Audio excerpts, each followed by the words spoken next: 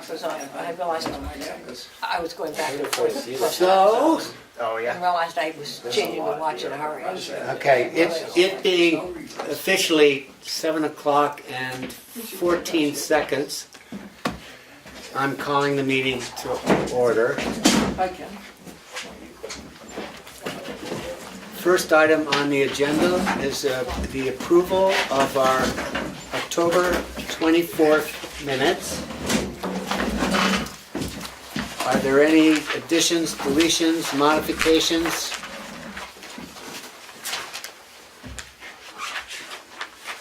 I'd like to add under old and new business, item number 4, the report on the select board meeting. I was also at that meeting. I don't know if it matters, but I could add my name in it. Okay. So what line? Oh, yes. Can you Under reference the item line or Item 4, old new business. The first one. the first line? Pat, Andy, Sheldon, and Kathi Padgett. That's correct. Yep. Is that all we have? Well, I mean, I think under the second paragraph there, where we had the items that need to be addressed or removed, where we were talking about that list of the master plan items, Right. I think Melissa, we weren't clear, and Melissa doesn't know what to put under number 7 and number 8. And looking back at my notes, I just put a check as though we had done them. And I believe what we actually decided was that we had done number 7. Number 8, we had looked into it, but that it had not passed whatever powers that be. And so maybe you could advise Melissa as to what to put in those two. Okay, so why don't we take number 8 first, because that's what I'm thinking about. Okay. So the town rejected a groundwater protection ordinance. Right. I would say, what, 4 years ago? 3 or 4, yeah. 3 or 4 years ago. Despite the planning board's best efforts. Yeah. So from that standpoint, I think it would be appropriate to say that We've done our part. we did our job, Okay, but it was rejected by the town. yeah. We've been putting done, or not accomplished on everything. Okay, so why don't we So- say done without getting the result? Yeah. Yeah, Completed on well, success. the key was, did we do our part? And I would say we did. We did our part, Yeah, yes. So that number 8 is Okay. taken.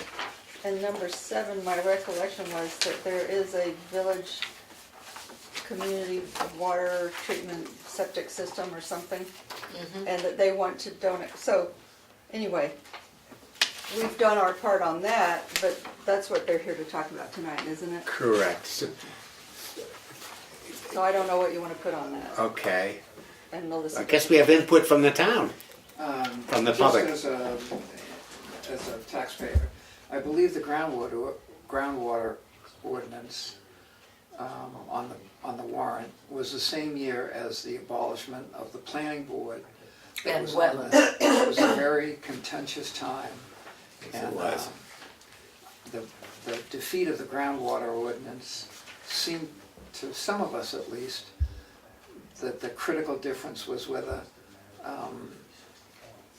fuel, transmission fluid, hydraulic fluid could be kept in 5-gallon carboys or 4-gallon carboys, which was a huge, correct me if I'm wrong, it was a huge issue because loggers, et cetera, who were out said, look, I gotta have a 5-gallon carboy, a couple of them, and you lose a hydraulic something or other, and we can't work. And those of us who had bought a number of 5-gallon carboys to carry diesel fluid and gasoline, etc., and it revolved more around, I believe, that one thing, and a very contentious, divisive situation in town. Well, you know, I think I agree with Stephen. In fact, it was sort of collateral damage, in a way, along with along with the opposition to zoning and that was the year we were also bringing up the possible zoning ordinance, and we'd been working with the Land Use Regulation Committee and had to pull that at the last minute.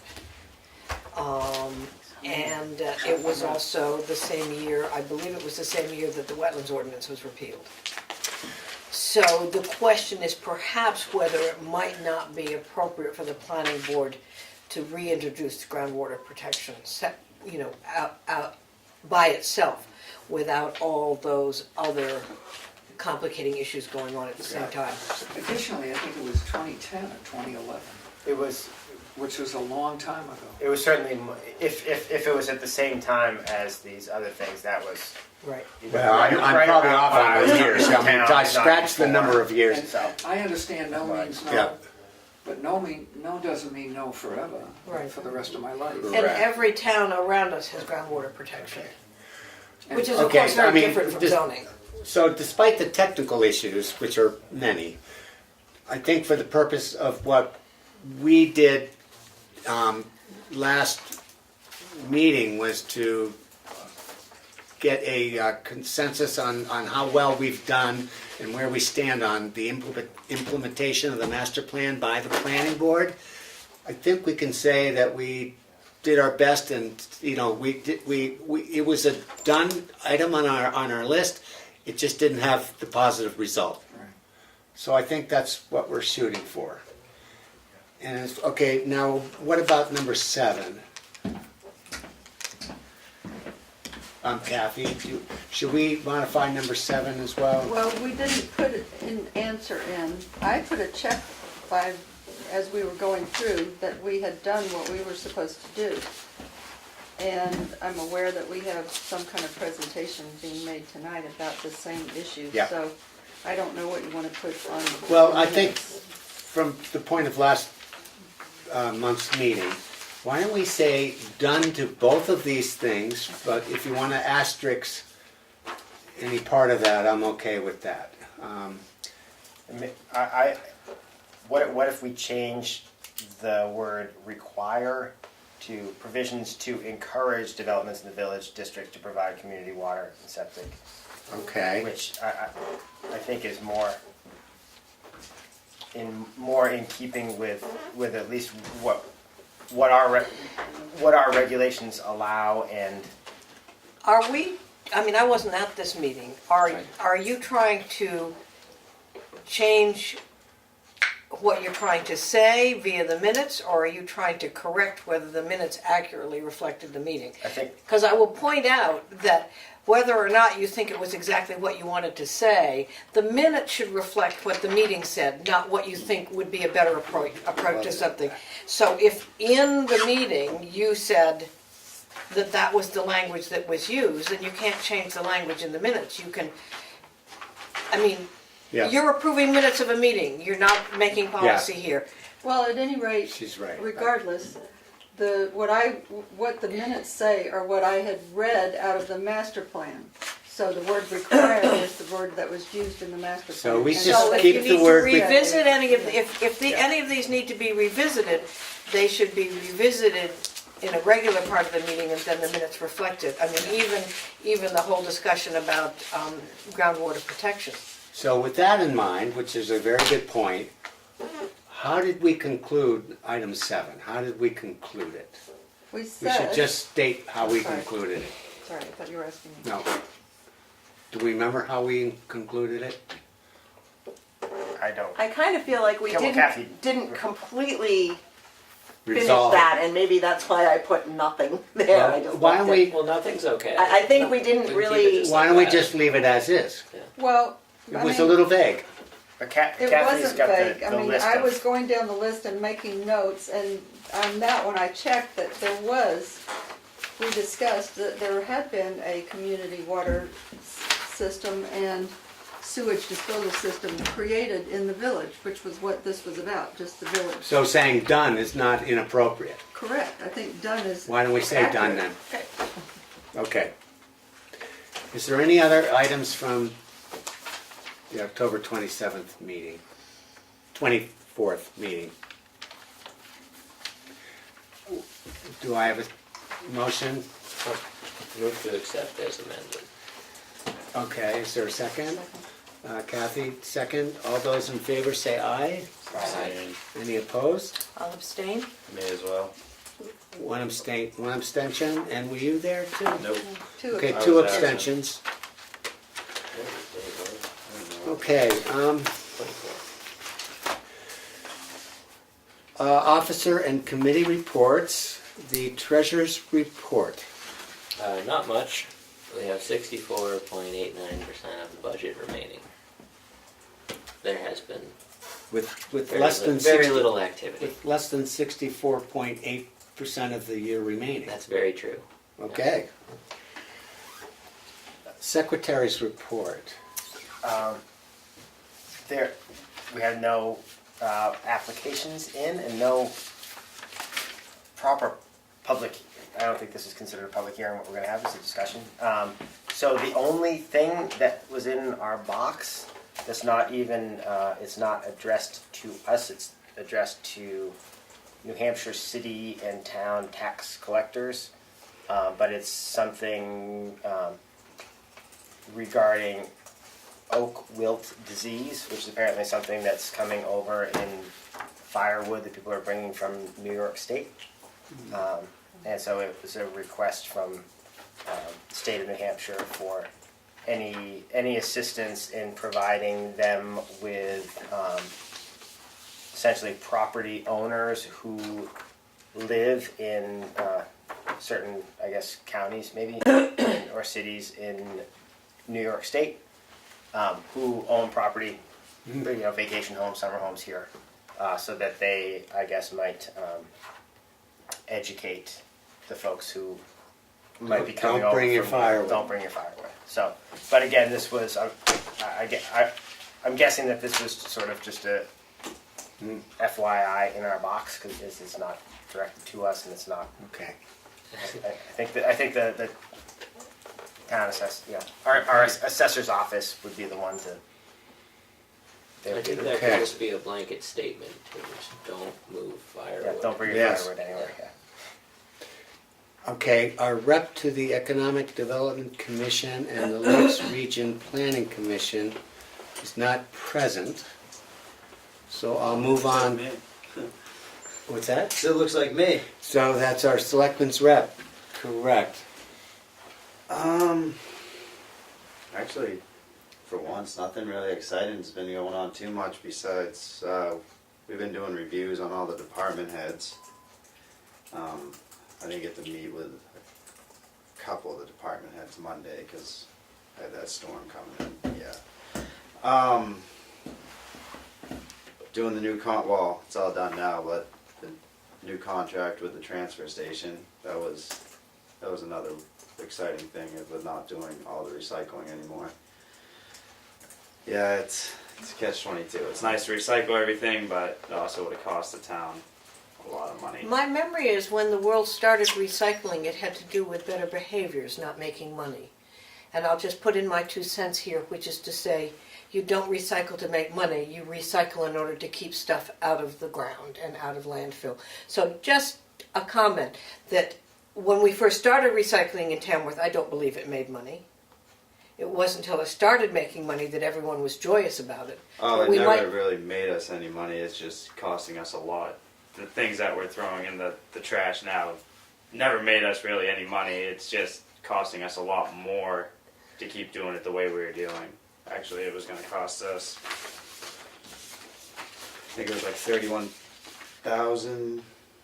Well, I just me speaking personally, one person in Tamworth saying, if you listed all the things that my property tax dollars go to, and said, would you prefer them to go to this or to pay for a little more recycling? Would you like it to go to this or pay for a little more recycling? I would truly look at all those things and say, I think actually I would like to pay for recycling because I think it's a good environmental thing to do. Just as I think you should take the tablets out of the elementary school because I think it's a bad thing to do. So there we go. We all have our I don't opinions. think we ever got an answer, but we did ask if, like, for some odd reason, if it all still did end up in the landfill, I don't think, I have another fellow selectman here tonight, actually the chair. We never got an answer back on that, I don't believe, did we? Well, the market for glass is gone, So I'm pretty sure that was still going in the landfill. right? Mixed paper, the processing fee went from $35 a ton to $135 a Right. ton. And we were told that it was gonna end up in a landfill because it's not marketable Regardless, anymore. anyway. Plastics are, you know, it's, sometimes you can and sometimes you can't. But effectively what we were gonna do, if we adopted single stream, was pay an extra $160,000 to send stuff to a landfill in Kansas or Nebraska or Pennsylvania or Massachusetts. And nothing against recycling, but I don't think we should ask the folks to pay substantially more money for stuff to separate their recycling, which is not gonna be recycled. Right. Oh, that is very interesting. There's just no Yeah. market, you know, can't. And with the glass, So I'm gonna say, the Board of Selectmen has had hearings in this area. And so I'm gonna say that would be a little bit more of an Yes, I appropriate know. forum to discuss this.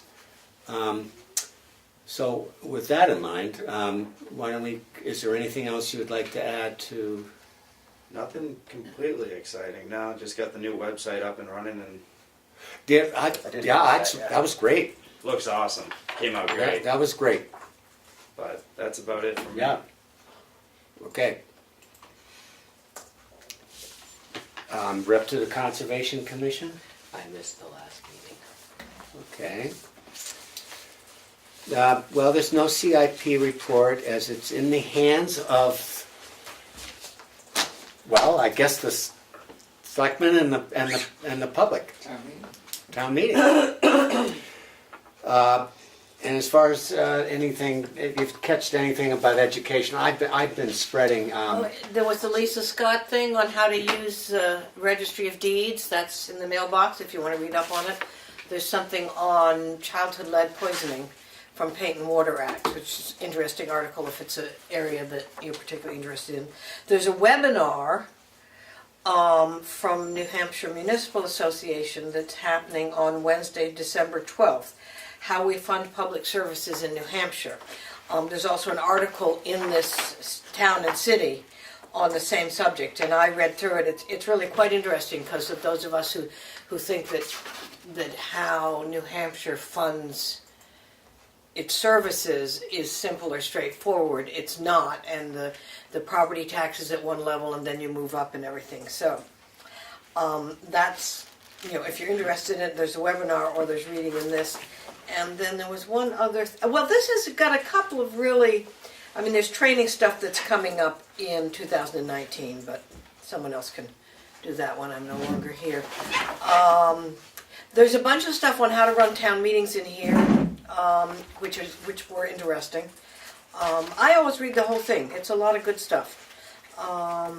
So that was, and the other one was 15 Ideas for a Better Town Meeting, and then the other thing that was really interesting was written by a woman who's, I think she's an elected official out in Colorado. It's Healing Divisions in the Governing Body. And it's a really interesting article about how people who are working together on a board or on a committee or even on, you know, some other nonprofit organization or something that have differing opinions and differing enough that you reach a level of dysfunction, not just, you know, differing opinion. And what are approaches that you can take looking at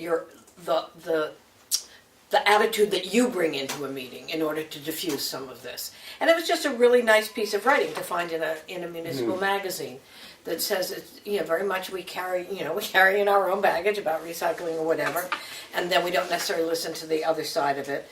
So if anybody's, you know, I mean, I don't think our board is even approaching dysfunctional. I think we do very, very well. I don't go to selectmen's meetings, so I wouldn't need to comment on that. But there may be people here that belong to other organizations, or you know, might take a tip for something in a meeting that gets slightly contentious. as a way to listen, so. I thought, Send it down to Washington. yeah, well, yeah, I'm sure that was, Sorry. yeah, no, Couldn't no, resist. send it down to Concord. Well, that can't be. But anyway, Okay. now, it's always a good read, folks. And I'm gonna do a going, gone on the other town and cities going back to, well, I tell you what, I'll leave them in here until 2019 comes out. Then I'll take all the 2018s and get rid of them. Okay. Becca, while you're on stage here, do you want to say anything about the municipal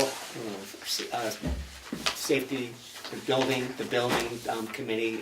Are you going to attend any meetings in the future? There have not been any meetings for a year and a half. But there might be one or Well, two Willie coming up. contacted me saying there was going to be one on, I think the Monday or Tuesday before Thanksgiving, and I was out of town.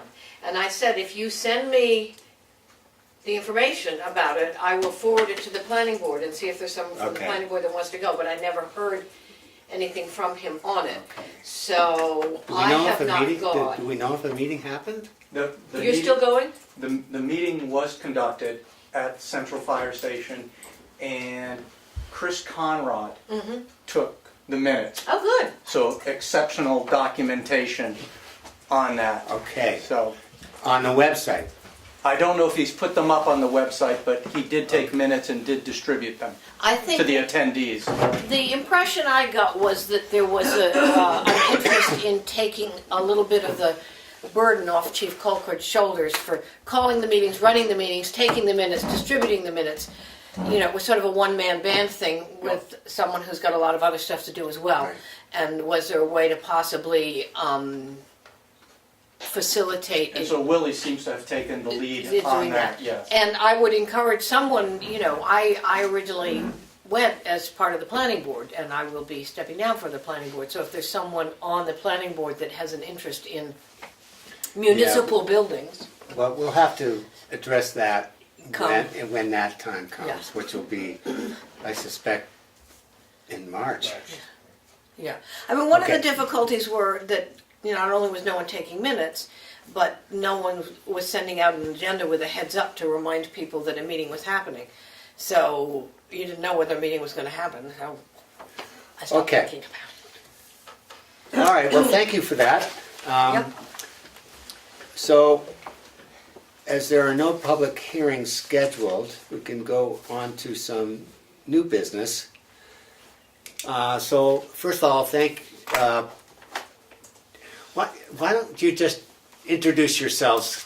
We all know you, but Okay, thank you. Just introduce yourselves and maybe a brief statement of your mission. I don't know how brief I can be, but I can certainly start with the introduction. Well, we start with brief, but maybe it'll expand to something grander. Okay.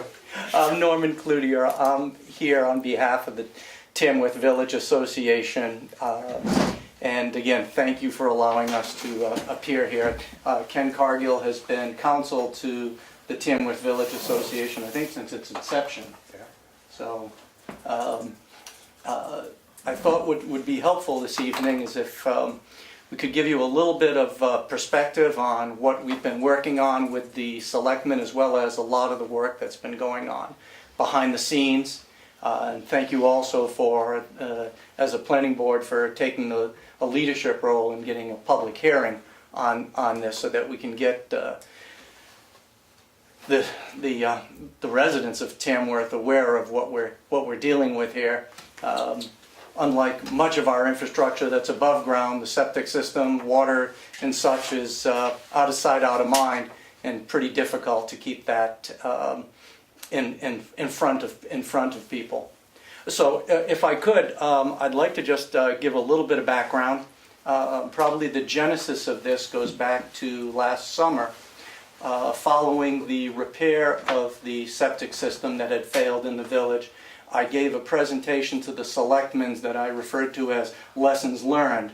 And there are two principal lessons that we'll learn from this, and I'd like to share those with you, because that really is what's precipitated this proposed transfer of the system.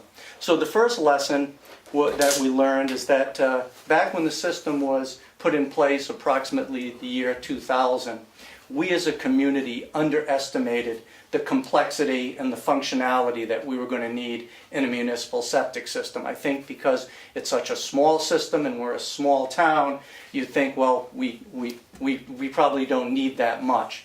And so the system, as a result of that, was designed by the engineers and probably didn't do a great service to the town in designing such a, what I would refer to as a bare bones system.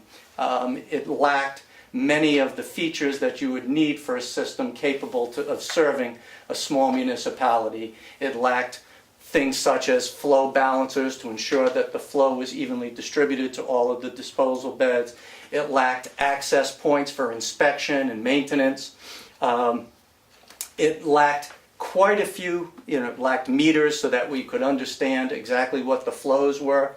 It was, as I've referred to it, very much a bare bones system, and it became apparent fairly quickly after the system's going online that these shortcomings were going to come back and bite us.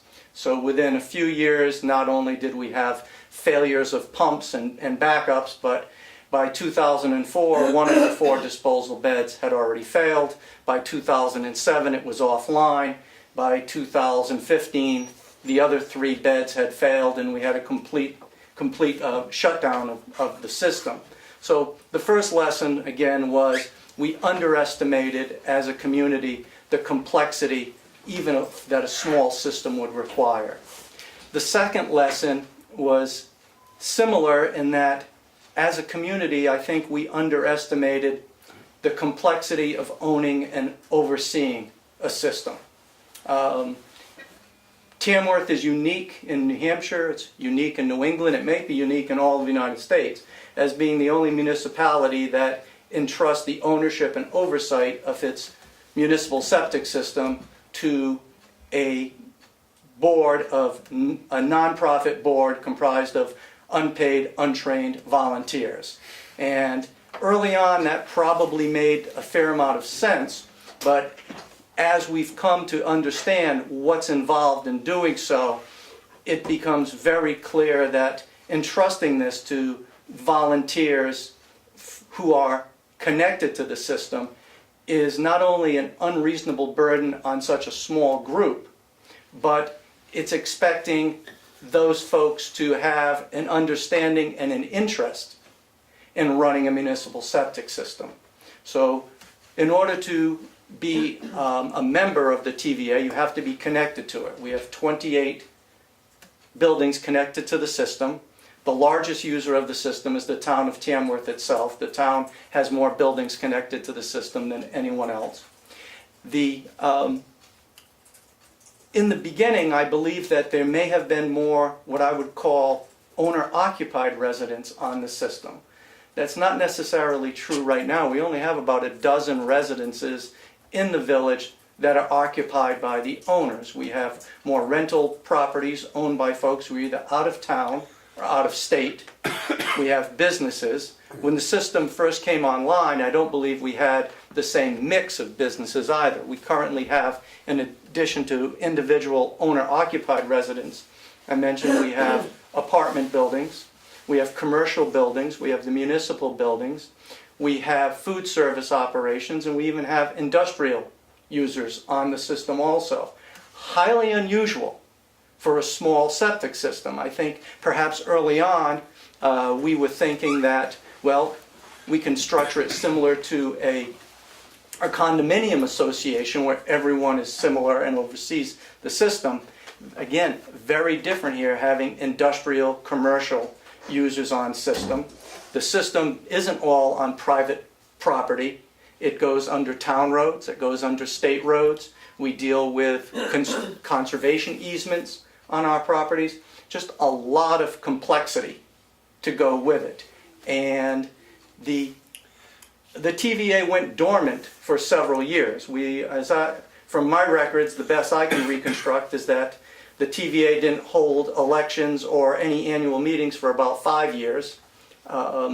that the billings, approximately a third of the users weren't getting invoices for being connected to the system because records weren't being kept properly. And again, it was all expected for this to be managed by volunteers. So I think that, again, the second lesson is that although it was well-intentioned and although it seemed to start out with a fair amount of enthusiasm, which I think is typical of startups, everyone's pretty enthusiastic about it, it quickly has proven that it's not the appropriate organizational structure for overseeing a municipal septic system. So at the last meeting of the TVA, it was voted unanimously by the members to present to the selectmen and to the town for the town to exercise its option to purchase the system. The TVA operates this village septic system under a license from the town of Tamworth. That license provides for the town to do any repairs or maintenance or any oversight of the system if the TVA fails to do so. That hasn't been the case in the past, but that language is there in the license. Also in the license is an option for the town to purchase the septic system at any point in time for $1 and to take it over. So we believe that the time, now that the system has been fixed and it's basically better than ever, that now would be the optimum time for that transition to take place. And there's an awful lot of information, far more than I can convey in briefly this evening. But I would hope that Ken can fill us in a bit more on sort of the technical and legal structure and consequences of doing so, and also for us to get some clarity on how we might most effectively communicate all of this information to the townspeople at the public hearing. And I understand that you folks have already scheduled that for January 9th, and we greatly appreciate that. But again, I want to make sure that as much as possible this evening, I can provide, and with Ken's assistance, can provide you with as much background and as much information as you'd like at this point, so that we're working hand in hand to assure the town that we have a sustainable septic system for the foreseeable future. Ken, you want to Yeah, I think. bail me out here? I'm not going to bail you out, but I'll add to it. By the way, I sat in this board for 9 years a while ago, so. From my perspective, there was a fair amount of complexity involved with this system. For instance, we had easements on the Remick land. In the past 2 years, a lot of that has been dealt with. The Tamworth Village Association now owns its leach fields. So while there was some complexity right now, the system is in excellent shape. Those complexities are all managed. The key to it is to make sure that it's administered properly going forward. Administration through a very small owners association has proven problematic, and as a result of that, the system wasn't maintained and failed.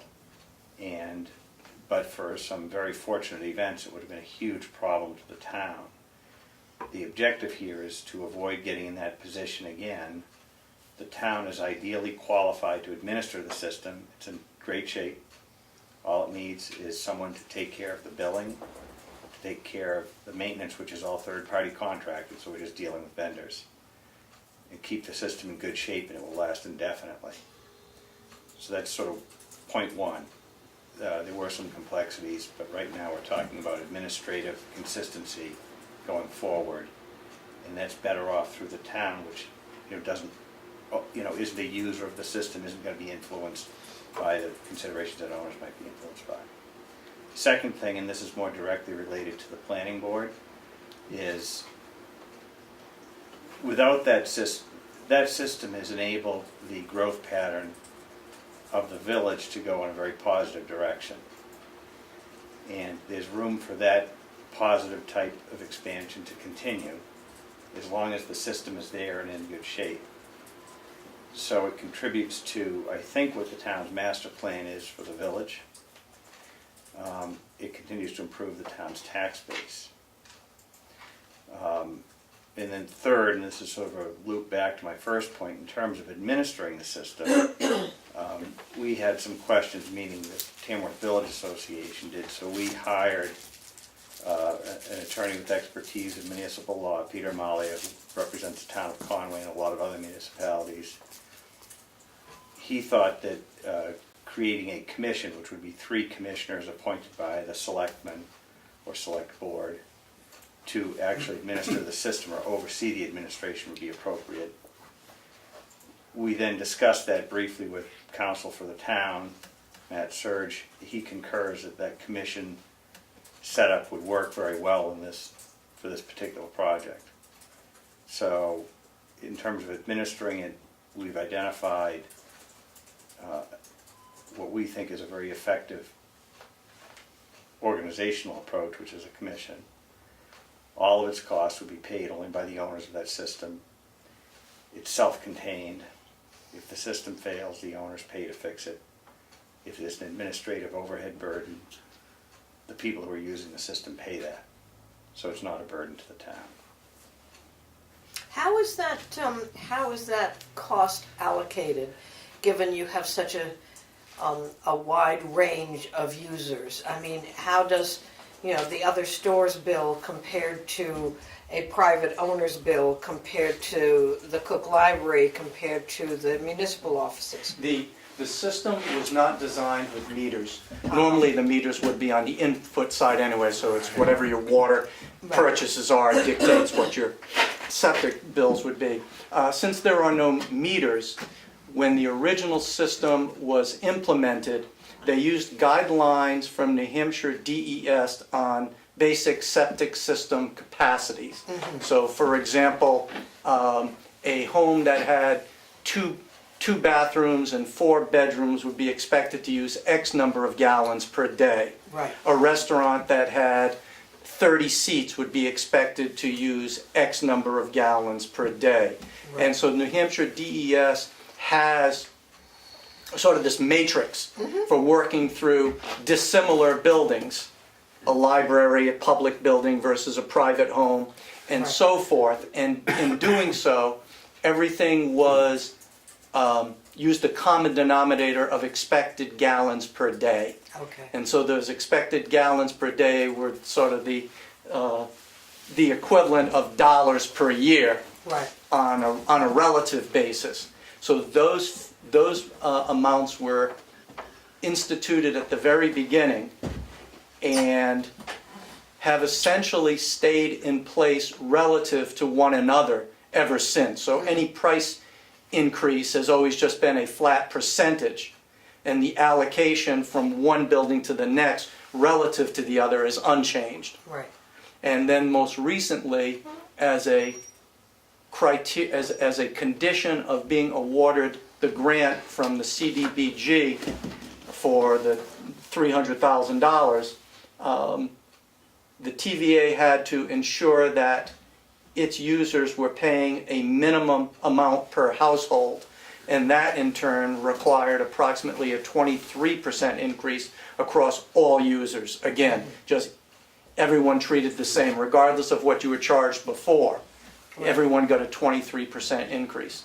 So the short answer is that it was initially based upon expected gallons per day usage, but everything is grandfathered, and there has been no attempt to try to Update it? equal. Correct it? Well, yeah, because the total dollars necessary to run the system is basically fixed. So any reduction of one basically is going to require an increase on someone else. Right. And without meters, again, not only do meters allow us to be more equitable in the gallons per day billing, but it also would have provided an incentive for conservation. Right. So if you're paying a flat fee, the same as we do for our water in the village without meters, there's not much of an incentive to conserve. Well, it's an interesting issue because I'm aware in the work that I do that that there are standards for domestic septic systems that are based on the number of bedrooms. And if I issue a building permit to add a bedroom to a property, this is over in Effingham, then I have to ascertain whether the septic system that's designed for that property can accommodate an added bedroom. And DES just changed its regulations a year ago, which meant you could no longer actually add a bedroom to a property that was less than 5 acres without having a current design for a replacement septic system. You didn't have to put in, but you had to have a current design. So I'm just curious as to whether, I mean, we don't have zoning, we don't necessarily have permits for it. I mean, someone on this system could be a two-bedroom household and go up to being a 4-bedroom household. And if they did, their rate would increase. But how do you find out about that? They have to pull a permit in town for the limited purpose, correct me if I'm wrong for the selectmen, but I think there's a permit process to update the town's list of assessed properties. And something like that, if it was over $5,000. If it's You've over got five, these if it's typical- over $5,000, Right, anyway, you can add a bedroom for a lot less than that. You can convert a study to a bedroom. I mean, the bedroom system is basically used in order to ascertain how many people are living in a household, because that's the truest guideline to how much septic they generate. It's not based on how many washing machines you have or how many bathrooms you have. It's based on the number of people living there. So you can convert the back study to a bedroom, and then you can convert the attic to the bedroom, and you can basically go from a 2-bedroom household to a 4-bedroom household without going for a building permit and up your usage. And I'm not trying to make a scene about it. I'm just saying that is there a way for tracking that in a I system? don't know about the tracking, of monitoring what someone is doing in their homes. Yeah. I think the important thing is that we have a system that has been in place since the beginning. It has been updated in the sense that there were no published rates before, whereas now we do have the published rates. So if, for example, because the system is only running at about 20% of its capacity, if we were to expand, if someone were to take a smaller structure, raise it, and build a larger structure, we have the published rates. Here's what you would expect to pay if you put in 4 bedrooms. Gotcha. Okay. So those things are there. Yeah. All right. So So there is there a are structure. ordinances in place and there are published rates in place, but all of those are built upon the initial assessments. Right. Okay. So there's no master meter, say, as to the total volume of what's going on? As of the new system, when it was repaired, we were able to get additional funds from the CDBG grant to allow us to install what you just referred to as a master meter. So we have now one meter that measures the total flow of volume from the entire system to the disposal beds. That did not exist before. In the past, the best we could do was to see how many hours a pump had run and use the manufacturer's stated volume for that pump and see if that got us in the ballpark. But now we do have a meter, and we do. I'm glad to hear that, because it seems like a very useful. It's a critical piece. Yes, I mean in terms of, that's a fixed number that gives you relevance to all the other entities that are contributing to it. So you can, once you know a total volume, I just am thinking that's got to be a critical. And every bit as important. It allows us to regularly monitor it, to see that we are only at approximately 20% of the system's capacity, and to know that if additional development were to take place in the village, whether a restaurant wanted to come online, or someone wanted to take down a small building and put in a larger building, or if it was ever determined that it made sense to incrementally expand the perimeter of the system. Right now, we only go slightly beyond the church here to the west on Cleveland Hill Road. But other users in the village could come on board as well. So right now, the major entities in the village who are not connected are the Barnstormers, is not connected. They're connected to the Remick Museum property behind them, just up Great Hill Road a bit. The Euphas Church on the corner is not connected to the system. They could come on board as well, because they're running right along the main collection. But we could, if it was necessary, expand the system towards Chicorowa, up towards the fire station, if that made sense, or down towards the police station as well, because the capacity for the system is there. And is there enough land to increase the capacity should? Of the beds? No. Of the beds, okay. No. So 20, you're 20% of, you have 80% extra, and considering the likelihood of the development possibilities. A of our fourfold town. increase over what we have today. Yeah, It's so pretty that's significant. a fairly safe number. I mean, I assume that when the property was evaluated, that had to have been evaluated. The system, as Ken mentioned, was owned by the Remick Foundation, and they leased that property to the TVA for use of its beds. And without getting into too much detail, even the 10 acres that has been transferred from Remick to the TVA does not, in and of itself, provide enough absorbency for all of the system. So some of that load is in turn, how would that be phrased? Yeah, Loading? Because we have a density of 20,000 gallons per day. If you look at the overall Remick parcel, it may have had a density, an absorption of 80,000 gallons per day. So their remaining land is now limited to, I forget what the exact number is. But it's encumbered to some degree. Yeah, so what they're just restricted as to what development can go on their property, and that's a recorded easement, property right that's owned by the TVA. Doesn't really matter because Remick's never going to build on that pasture land anyway. So basically, the adjoining pasture land is part of the absorption area. It's called a plume easement. Okay, okay, Yeah, so, so that it's sort of, we call it pertinent to, it goes with the TVA's land, and it restricts that remaining Remick land from ever being developed beyond its available capacity. Okay.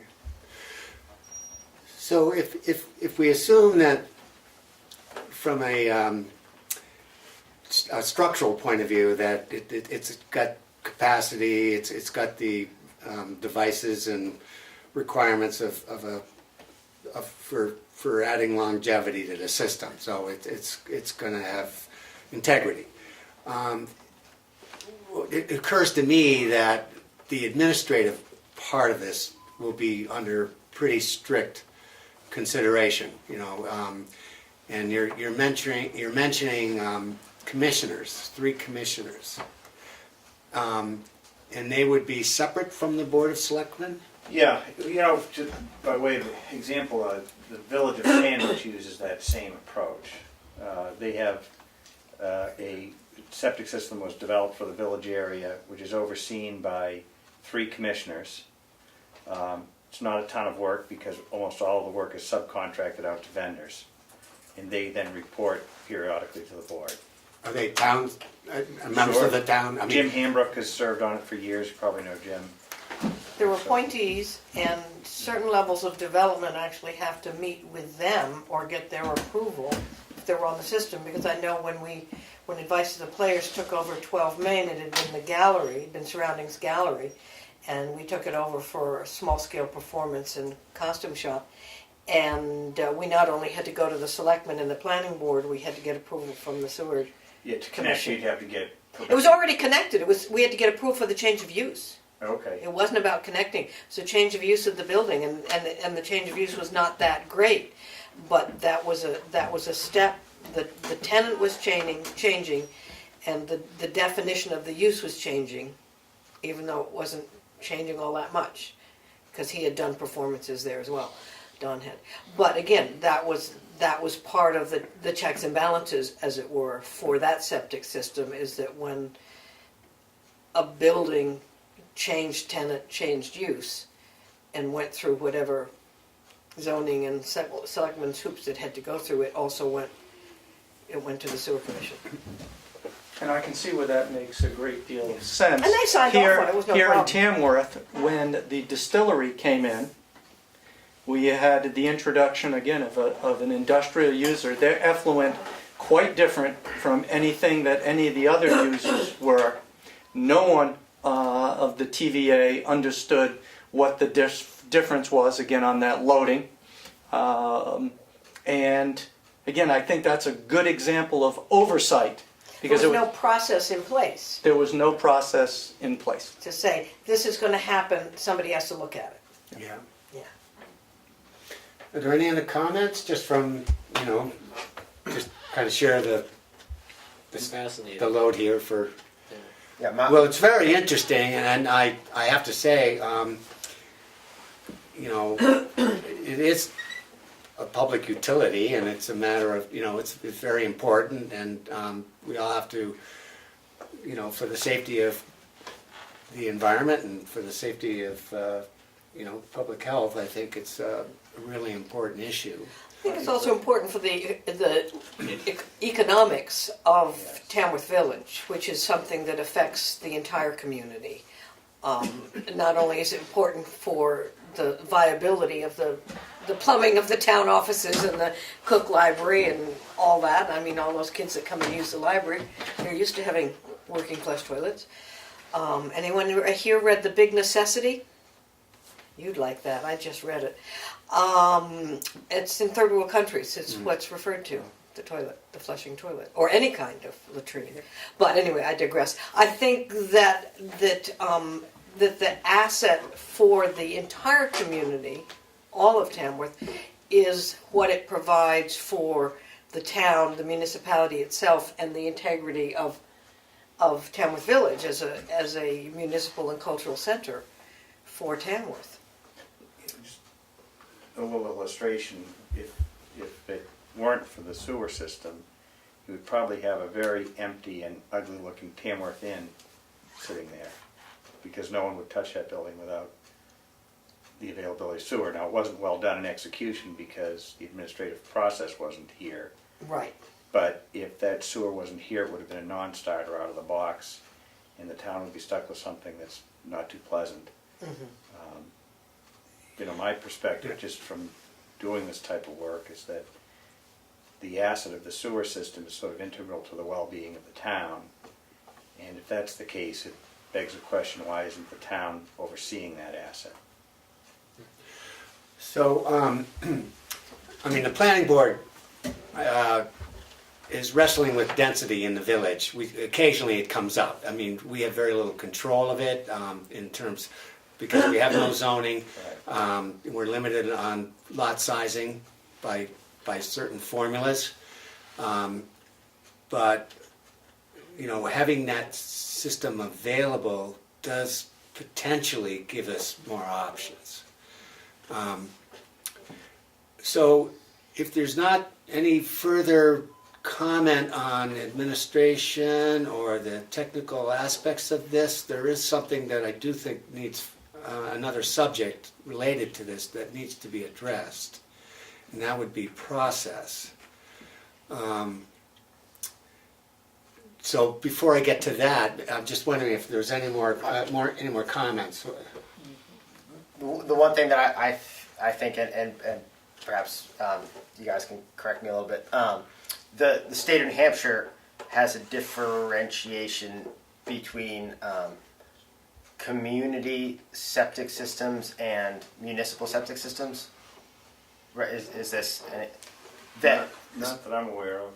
Okay, this is my understanding. So that it's an offsite.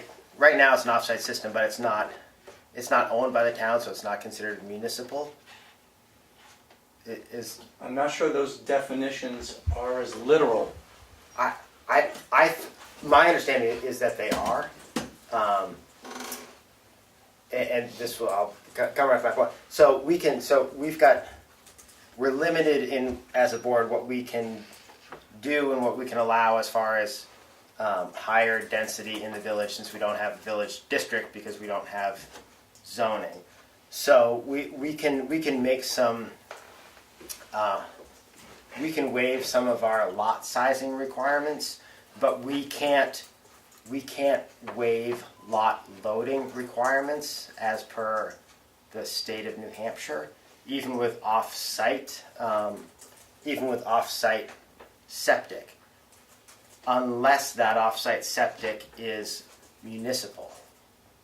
In which case, if it's municipal, this is my understanding, and I'd love it if you guys could confirm. But this is my understanding from conversations with subsurface and DES.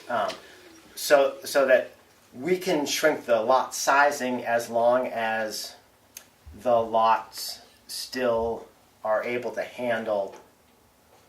They still have to have the lot loading capacity as if the septic was on site, even if it's off site, unless it is municipal.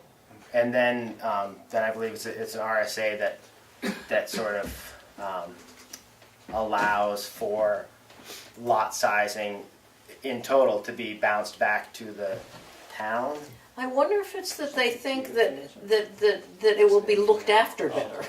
I think that's probably it. But I think it is that it's the state as a whole stepped in and said, yeah, as long as it's a town sewer, meaning municipal, Then we know someone's then running it. they're gonna deal with it. But I think that's to me that's It's a bonus. that's a selling point if that's if that is in fact, because I know, not to talk about any particular things, but we've got stuff back here that people are looking to at the development possibility because they're able to tie in to the Greg's Way. Greg's Way. exactly. Yeah, I'm familiar But with it's that. still, but they are still, since it is it's a community. It's not a municipal system. They're still limited by state regulations. Where if it were a municipal system, they wouldn't be. So clarifying that and having it articulated, if in fact what you're saying is true, having it articulated in an easy to understand statement. You're talking about process. I'm imagining that part of the process at the public hearing is having figured out what the questions are going to be and having the answers ready. And that kind of question, having it already answered, this is how it works, this is what it will do, is definitely worthwhile. I don't know what else you want for process. So for process, are we going there? I think so. Okay, well, so it was decided a couple of months ago at our regular meeting, I believe it was a regular meeting, it doesn't really matter, but we decided to, in fact, do this, to have a public hearing. And it might have been wise for the planning board to do a little bit more transparency on that and coordinate it with the select board. So thank you, Steve, for coming, and Aaron's also a selectman. It was mentioned that it might be more appropriate if it was presented, the public hearing was presented by the Board of Selectmen rather than the planning board. Do you have any thoughts about that, Steve? And does it matter? I've only been party to one joint public hearing with planning board and selectmen. And it went well, although the outcome, I think, was much easier to get to. Interestingly enough,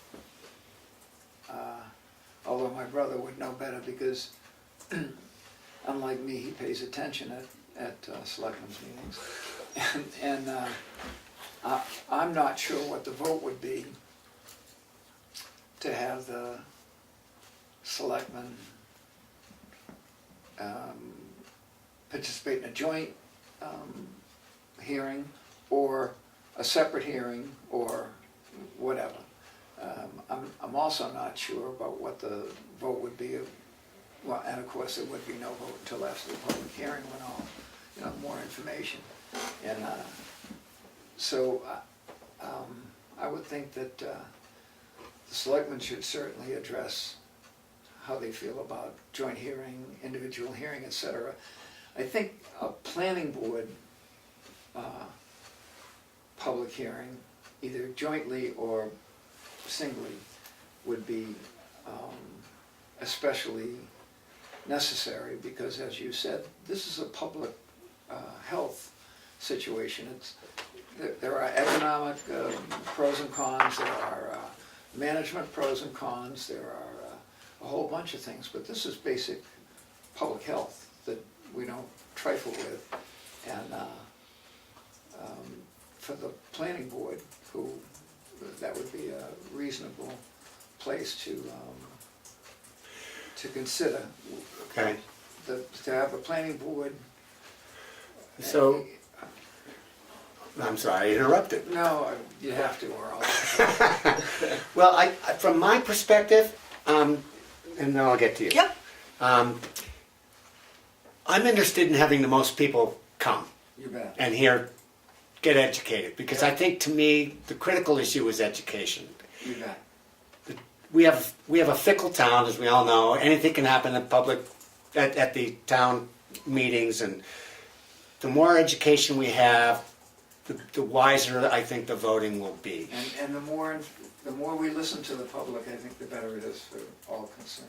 So, what I'm wondering, if a planning board meeting versus a select board meeting, it seems like more people go to the select board meetings than they go to the planning board meetings.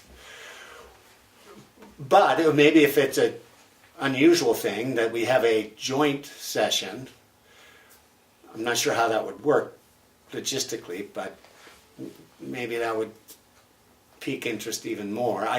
That's, I guess, my real concern, that we'll put it on notice, in the beginning of it's beginning of January that we actually announce our public hearings, and that only gives 9 days. But we can do whatever advance notice we can. And It has, is it 7 days or 10 days that it has to be published before the hearing? that's actually a good point. So we So would have to it has actually to be done in December. would I have to be can't done in wait. December. Well, that's better yet, in my view. Go ahead. What's Make the a comment. timeline for getting it on the warrant? February, Early February, right? second week, maybe. Second week, because I know we see this, we don't do zoning here in Tamworth, but in Effingham, so familiar with the process for hearings, for warrant articles, for zoning amendments. And it's pretty prescribed, and once you start getting into January, you start running out of time for decision making in order to finalize the wording of stuff in order to get it on the warrant. And I just wanted to make sure that we were aware of that we didn't all of a sudden discover that we wanted to have another public hearing about it Yeah. for more discussion. I'd also say, I agree with what you're saying, but I'm wondering if there might be some rolling interest in it. In other words, Planning Board has its public hearing on the 9th, get people talking about this whole thing, then the Selectmen have a public hearing on it more. I'm just trying to figure, if we're saying That might be a good idea. that if we want the most people, let's have a public hearing, let the people who are addicted to watching the government oversight tapes go, whoa, wait a minute, they're gonna have us buy a septic system? I better learn more about this, and have just a broader education effort. And then we could say, when it's, you guys could maybe come to the planning board public hearing and be available to answer questions. There could be handouts and all that sort of stuff. Then we could pass that stuff on. Then more of us could show up for the selectmen when they decide to talk about it. You could have a separate hearing, not part of the regular meeting, so that would be what it was dedicated to, and just sort of try and get energy and interest rolling on it.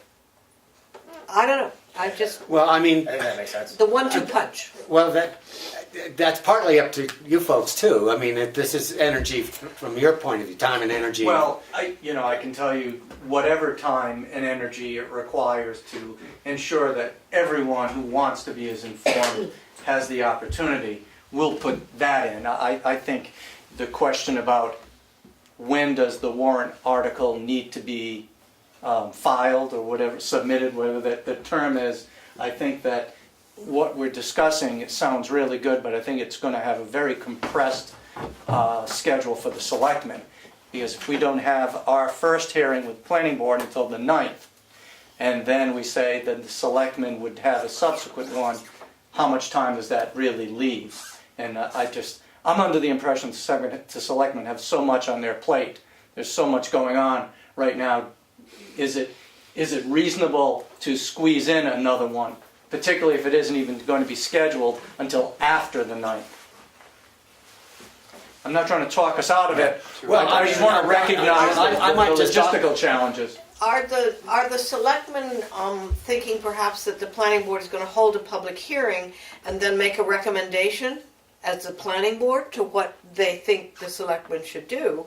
So, I mean, that could certainly be done in a joint meeting, but it seems like, in a way, that the planning board, having the public hearing, getting feedback from the public, having a discussion about what we've heard, and then voting as a planning board on whether we think, from what we know, from what we've learned, and from what we've heard, that we would like to recommend as a planning board that the selectmen take this action. The selectmen, having heard that from us and knowing that it's already on the radar from a lot of places, could then treat it however they wanted. Or the selectmen could just jump in with us on the January 9th one. Yeah, I think that, I would have to ask Ken what the nature of the warrant would be, whether it's an ordinance or some of the legal entity. If it's an ordinance, or if it's a couple of other legal entities, then I believe the RSA would have a requirement for the planning board to hold a public hearing, and people could abstain but would have to vote aye or nay. The whole purpose of that would be to gather information as opposed to giving information. That's an opportunity for any of the boards to listen to the public and then vote according to what the public Isn't it just a recommendation, though, for the town to invest in a piece of infrastructure? It would be a warrant article to create a commission. It's not an ordinance per se. Yeah. I mean, to me, this is a significant issue for the town. It's an asset that has enormous value if you try to install it today. It's already paid dividends to the town. I think that it deserves a meeting. I mean, at the town meeting. Well, I think a preliminary hearing. Okay. Because showing up at town meeting, that's a strategy that probably doesn't work. No. Not for a big issue. There has to be something out there. And I think an informational meeting, a joint informational meeting seems to make the most sense given the timeline. Well, I don't see how it could be an ordinance. An ordinance has to be written in advance. Right. And No, it isn't. As Ken says, it's a. well, so that's what I don't think it's an ordinance No, that we're it's not. dealing with here. That's what I'm trying to clarify. I mean, it's a warrant article. Right. And so, one question I would have, is it a written vote, or is it at the town, presented at town meeting itself? That I don't know. I'd want to discuss that with town council first. Okay. My gut is it's probably a written to create the precinct, but I don't know. The commission, not a precinct. Additionally, any vote at town meeting can be secret ballot. What do you need, five Right. citizens to petition? Correct. Well, So what's to be lost, I guess, maybe it's a question for a second, what's to be lost by having a joint informational meeting, other than some time? I have a little bit of difficulty here about unbiased, because I'm the selectman's rep to the TVA on this issue. But personally, I would think that the joint meeting would be manageable, because in fact, what a public hearing is for is not for the selectmen nor the planning board to give opinions to the public. It's for the planning board or the selectmen or both to, given the issue presented by the TVA, would be to get opinions and information from the public. So I mean, it's more manageable than it would be if in a normal, where the Okay. boards could debate, et cetera. That's not the purpose. And then if the planning board saw fit to vote in favor of supporting the issue or not take a vote, that would be perfectly okay. And the selectmen would, if it is a warrant, would necessarily would necessarily take a vote as to support. so you would have to have something to vote on. In other words, would the warrant article be presented? Well, I think the vote of the planning board would be to recommend to the selectmen to put a warrant article on an article in the warrant to create the commission and take over the system. Yeah, we don't have to have the wording for the public hearing. Yeah. Okay. Well, I mean, yeah, I mean, a public hearing is informational. Right. Right. I mean, there are times we have a public hearing based on something specific, like a boundary line adjustment or something, but in this case, it really is purely educational. Am I right? Right. It's educational, but then it's an opportunity for the planning board, as the planning agency for the town, to make a recommendation to the selectmen. And Okay. Right. And so, does that mean that we need a bigger table? I mean, we're just, oh, we have to hold it in another venue. yeah, okay. I mean, what I'm now thinking logistics. It's two entities coming together to present a public hearing.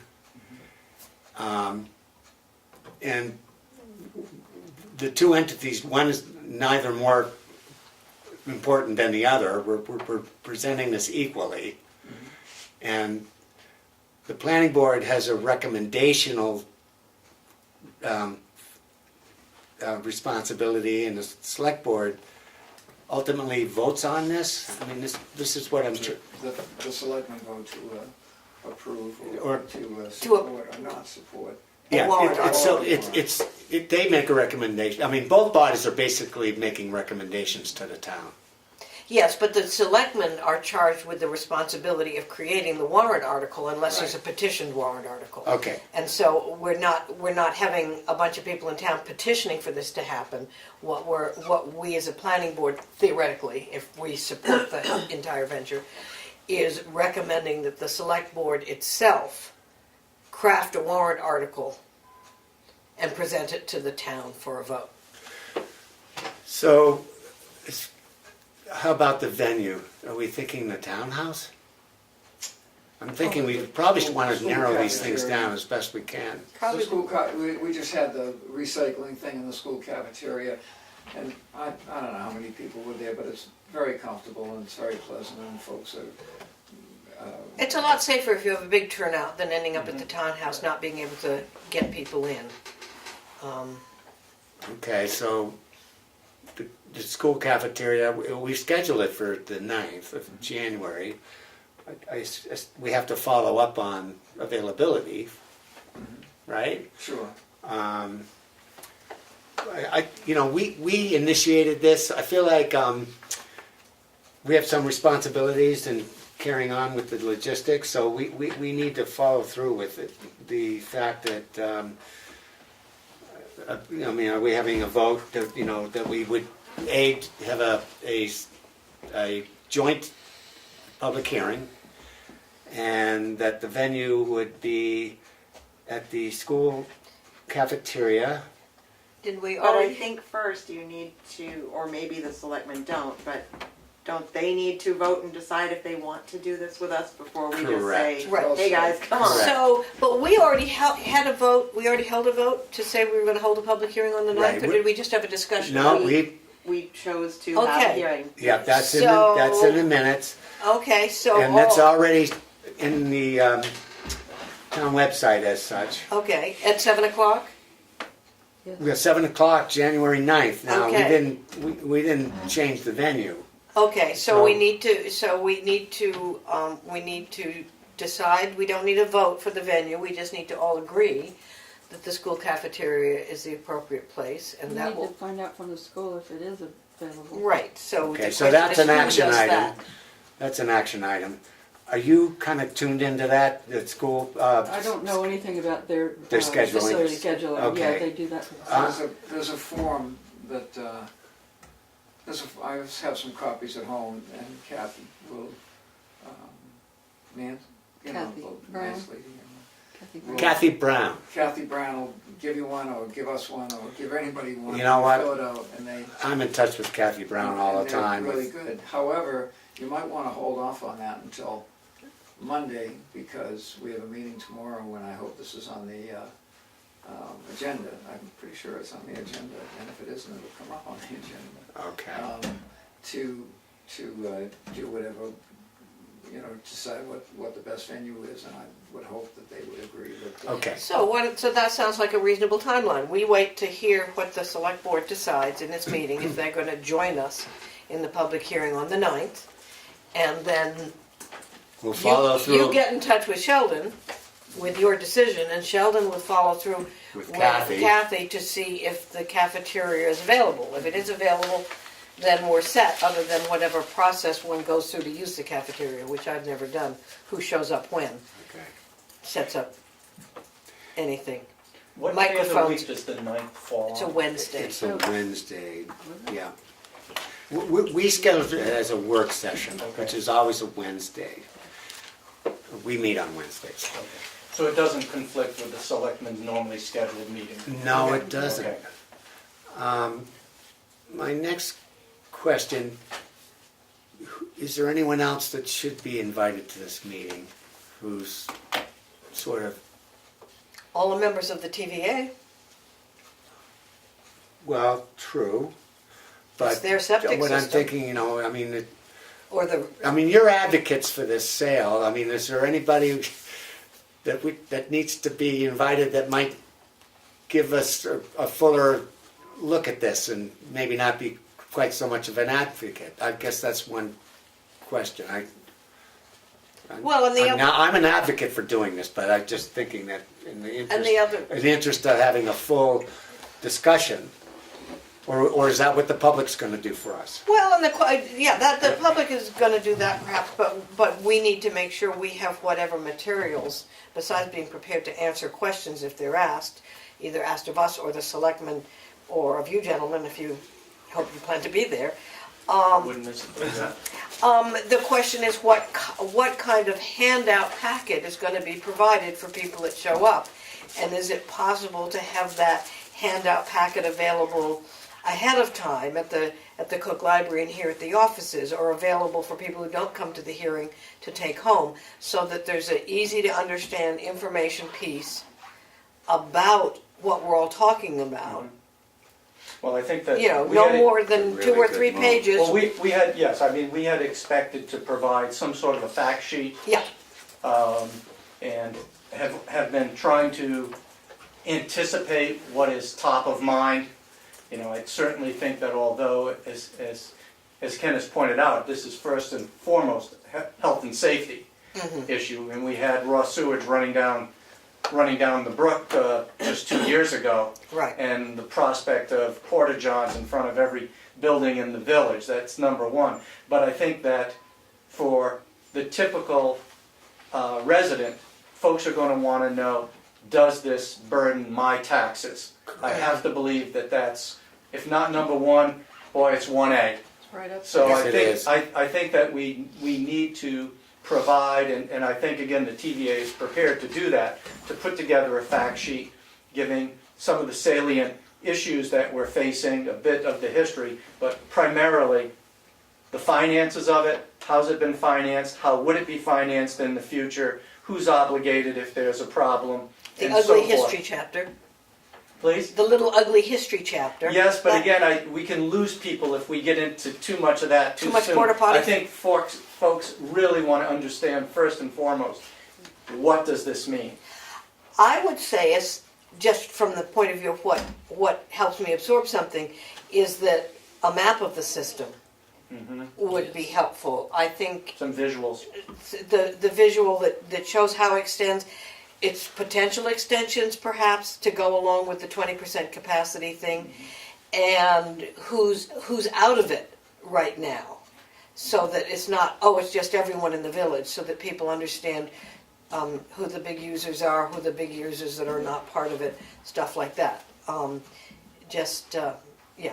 So I think, Visuals. again, just from more anecdotal, from talking to folks, what we've heard is clearing up misconceptions that this is funded by taxpayer dollars when it's not. It's user-based. Right. That all of the administrative and functional maintenance and repair of the system is outsourced and has been, so it's not an additional burden on town staff. All of the bookkeeping is no longer done by volunteers. Bookkeeping has been outsourced to third-party bookkeepers and certified accountants and so forth. Actual repair is done by licensed, And the fees trained pay for folks. all that. and the fees pay for all that. Where it gets messy, not to take us into the weeds, but where the volunteer ownership doesn't work is in the case of collections. We have, for the last 3 years, we've had delinquent accounts increasing. The TVA's only true recourse is to sue them. And neighbors suing neighbors is not a recipe for success anywhere, let alone in a small town.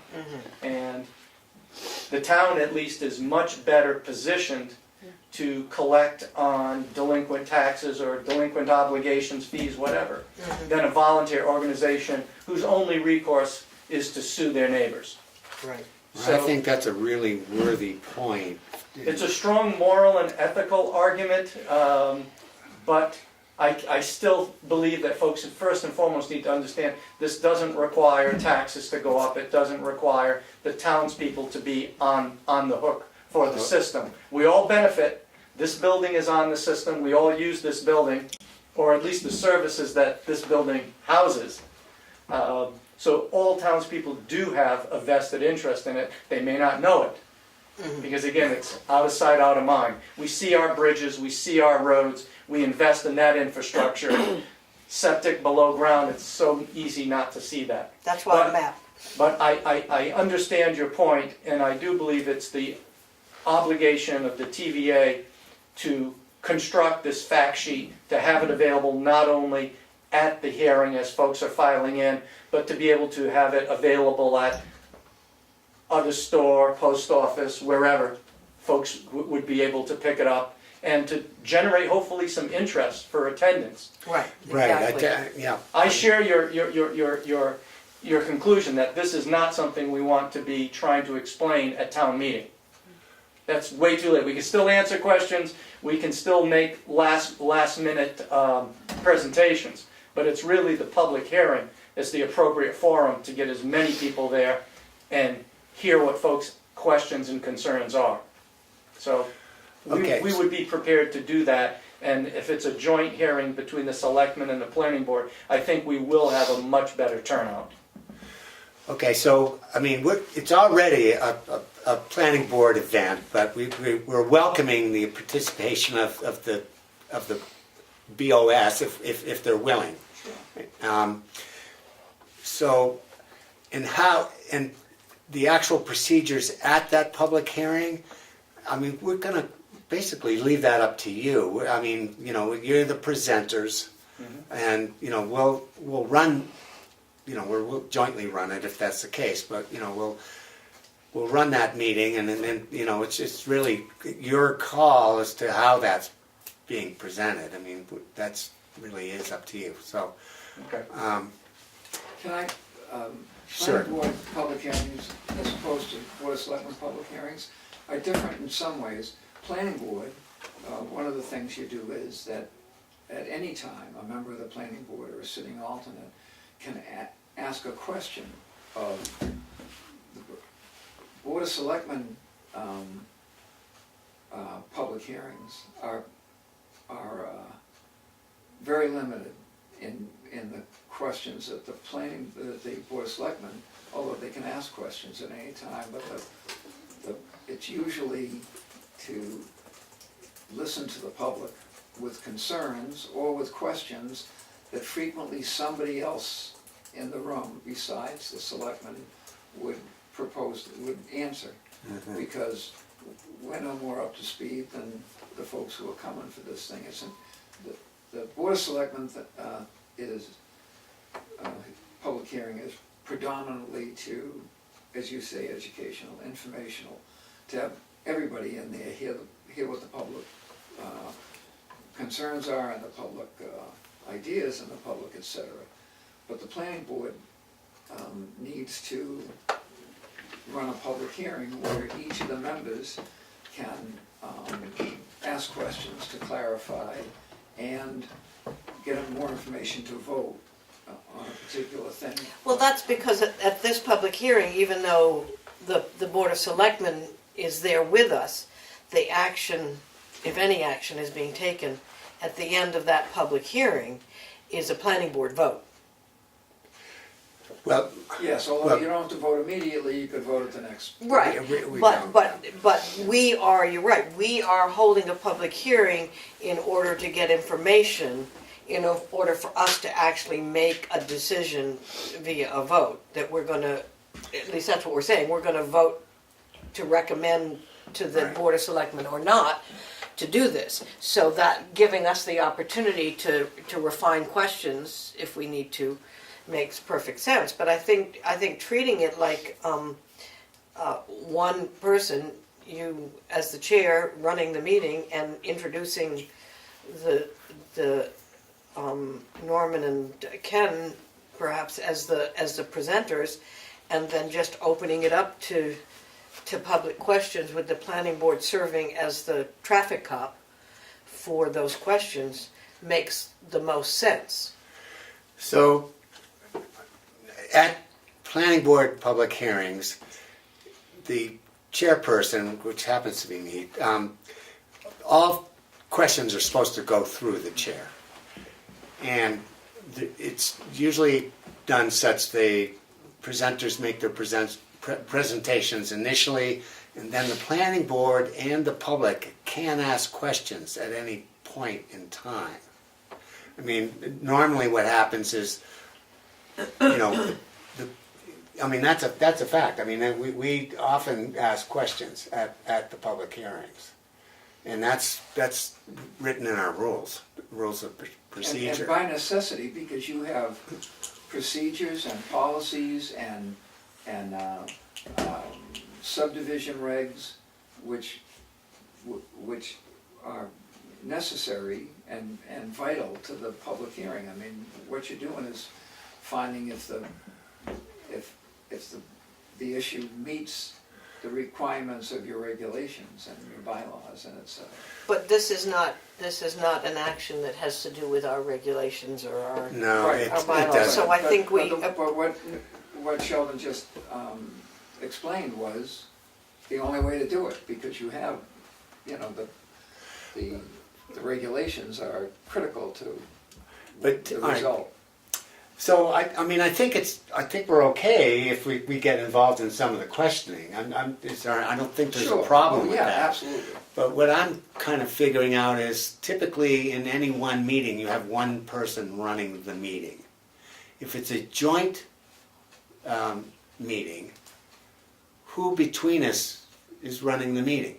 There were some public hearings back in the day about a divisive issue in town, and I think the town attorney ran those meetings. My suggestion might be But- is to have the TVA has to present. And I'm not suggesting the town attorney, I'm just Right. saying that it's not beyond the bounds of reason Okay. to select a moderator for the meeting that, That's what I suggest. I think the TVA has to present the case, if you will, for turning this over and why we believe it's a good idea. And I think, objectively speaking, it is a good idea.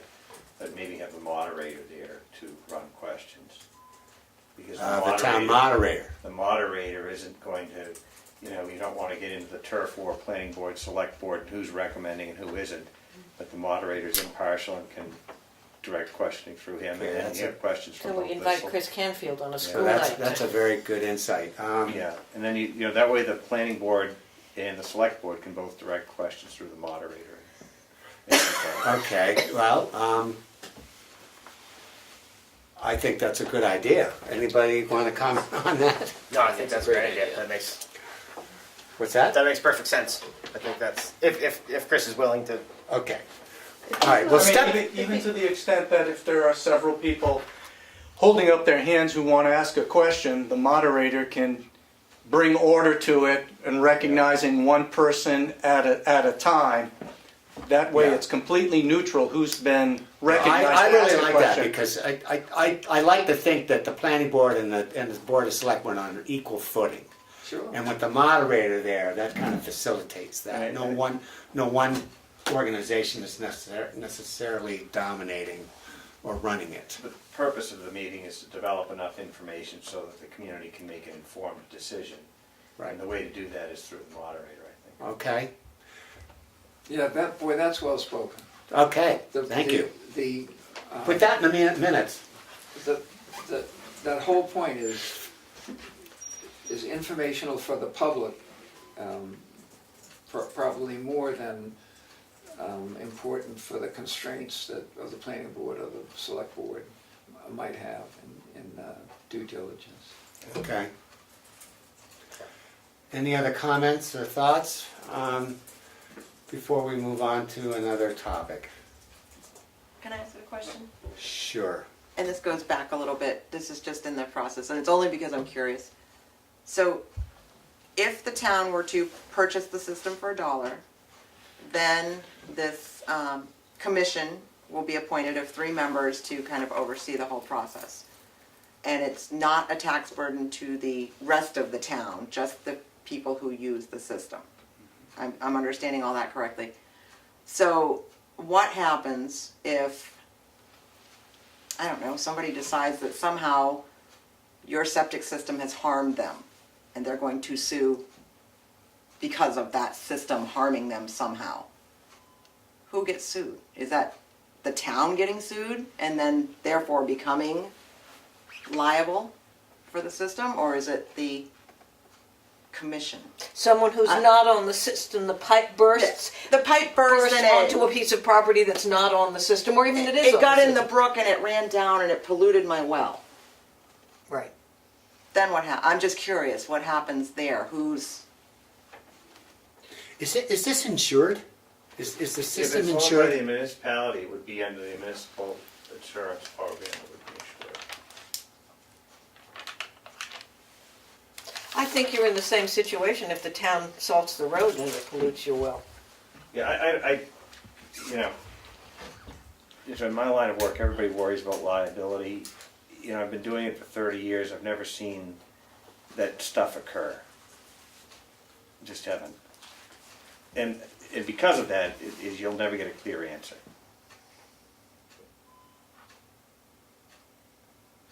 I think that was a very good question, and I think she's not the only person that's gonna think of it. Right. I'm sure a lot of people. Might be ready for that question, yeah. Right. And I don't think telling them in 30 years this has never happened is gonna satisfy. That wouldn't be my answer. Okay. I'm just telling you, I mean, it comes up and I get frustrated by the question because I hear it. What is far more important and what is a very real issue is if the system is appropriately administered, you're never going to have that question. You know, my question is what would have happened to the community 2 years ago if the system failed and we couldn't get a grant? That would have been dumped right in the lap of the town without any control or any structure. And that risk factor is related, yes, in part to the system because it failed, but it's more directly related to the failure of proper administration over the past 15 years. So that's the risk factor.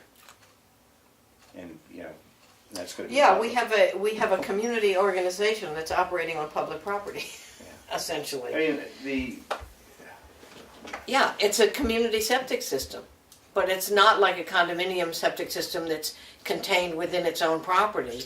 You've got a community-owned entity of pipes and effluent and everything that's running around town all over other people's property and public property, and it's like,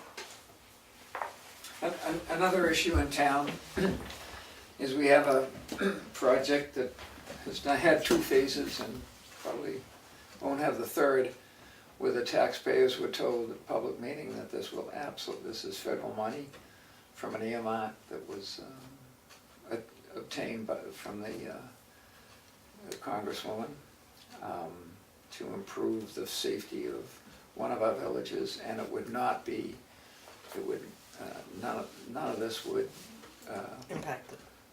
would mean a cost to the citizens, to the taxpayers.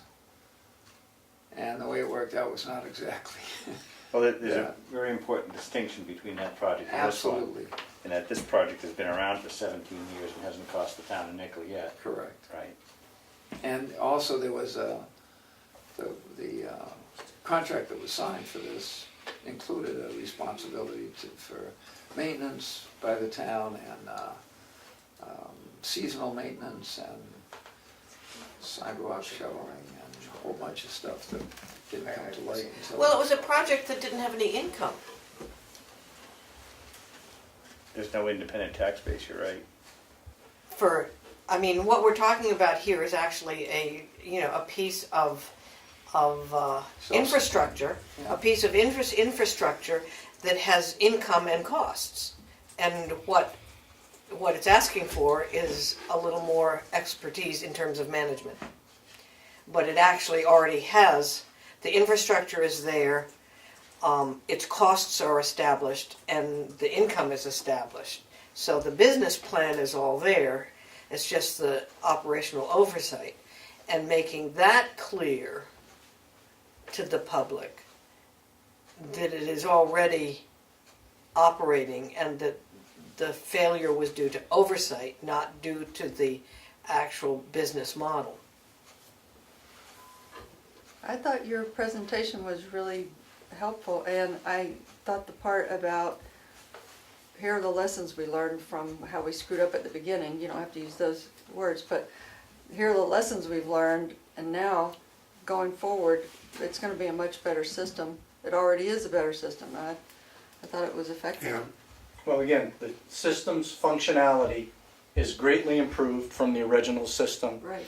If well-maintained, it should run indefinitely, is what the engineers assure us.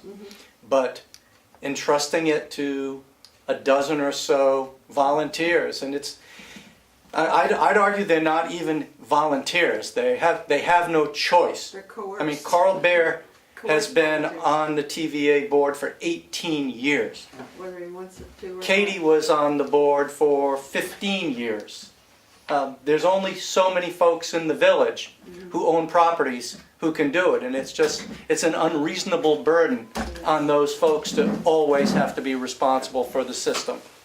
So, Well, I agree. I think your presentation was very effective, and I wish you the best in the upcoming public hearing.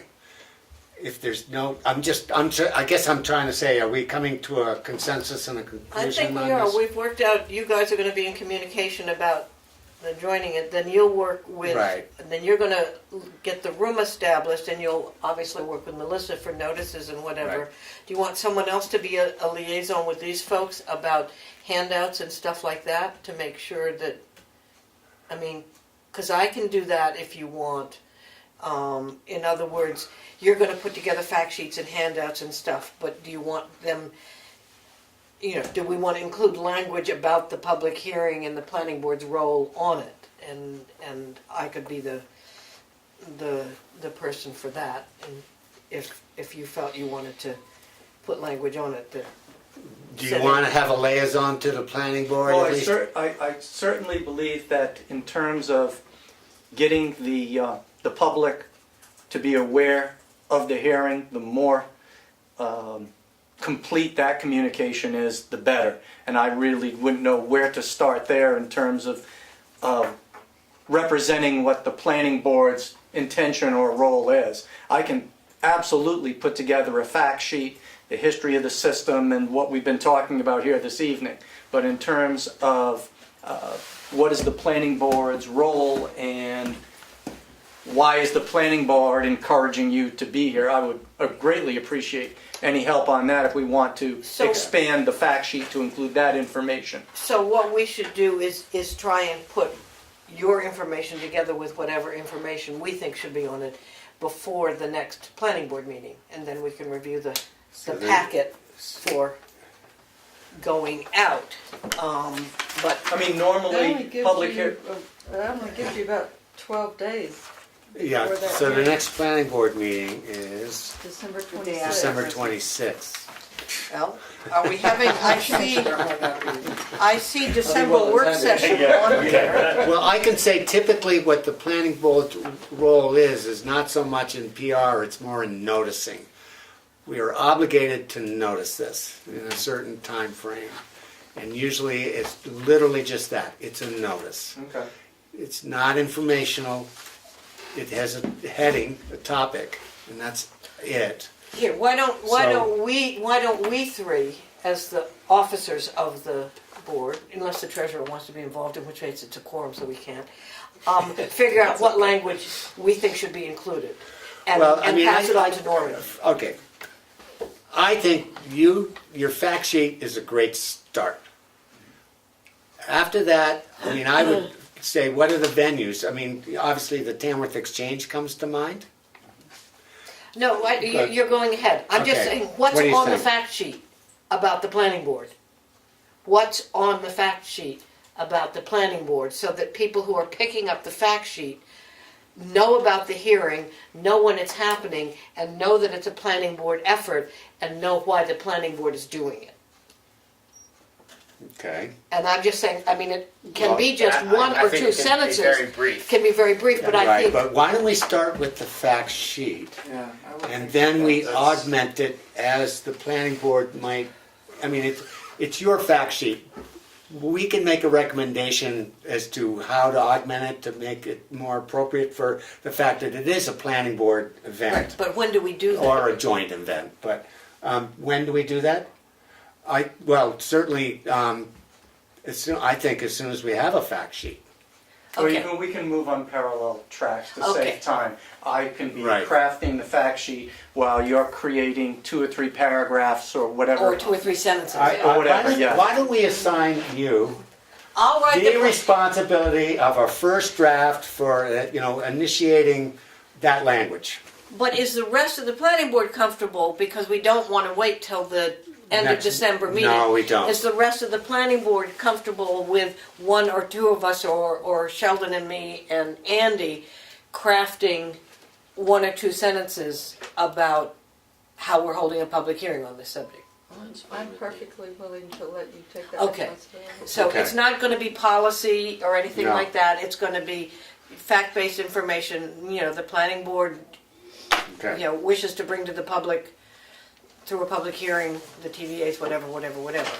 It's just, I think it needs to be. I think it's a waste of an opportunity if any information goes out without including the information that this is a public hearing time that the planning board is holding.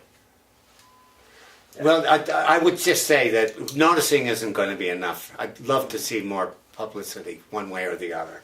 And we have to think about how we best do that. Yeah, I think our sentence can be, do you care about this? Are you interested? Come to the public hearing being held by the planning board on January 9th at 7 o'clock as soon as we've established the venue. I mean, that may be sufficient, at the end of the fact sheet, that one sentence stating that.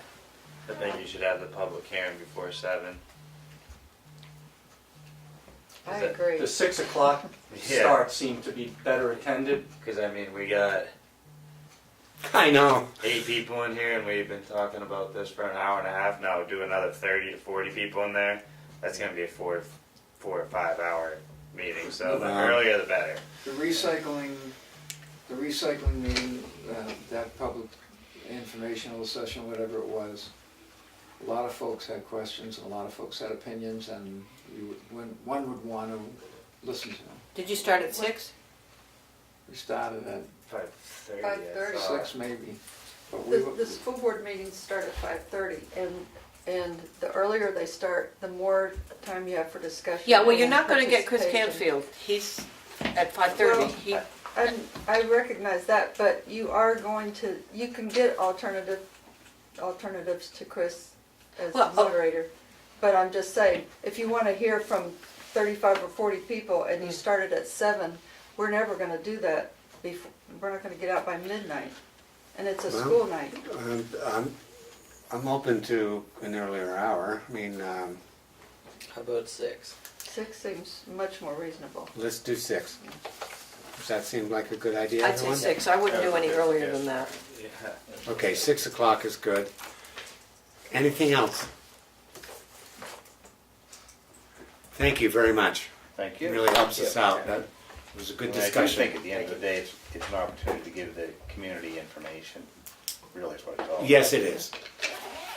Yes, it is. It's education. And just for Steve, what do you it's worth, mind I think holding you're on really to our good. next topic? Because Sure. it relates to the select board.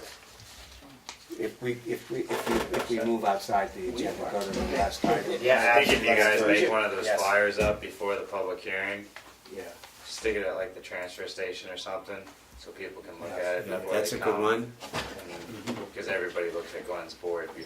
while they're there. There you go. I mean, the typical notices are going to the board out here, at the glass bulletin board in front of this building, then the 2 post office spot, Shikara and. Oh, I've got like, from postering, Yeah, I've got like 40 we can sites go in there. Tamworth that I'm familiar You with. can get it all around town. I mean, if you're. I just think that trying to get folks' attention before the holidays is a waste of their time and ours. So it really is a very compressed period from January 2nd up to the 9th. So I think Aaron's point, again, transfer station, it's like the election time. Where do you go? True. All right. Well, thank you Thank you again. very much. All right. Greatly appreciate All right. your time. Nice night. Thank you. You bet. Nicely done. Okay. So we're going to skip down to the discussion relating to my letter and email to Steve, the chair of the select board, regarding the planning board's invitation to the BOS to attend our February 13th work session to discuss the Board of Selectmen's implementation of the master plan. Did the letter and the subsequent sort of guidelines help you out? Yep. Okay. I still have some questions about some of that. Okay, please. I'm not from you, but I've been reading town reports for quite some time. And since I didn't have them with me when I was down in Trenton, but since I had some of it and could access some of it online, and then spent another day over at the library and I'm just waiting on one digital piece of work that the select board has been through, which is chapters 1 through 3. And we have information, I believe, from the rest of the chapters. But putting them together in the same format would be better for us and probably better for you. Okay. So it is a work session, and it's a Wednesday evening, and unless otherwise noted, we typically start that at 7. And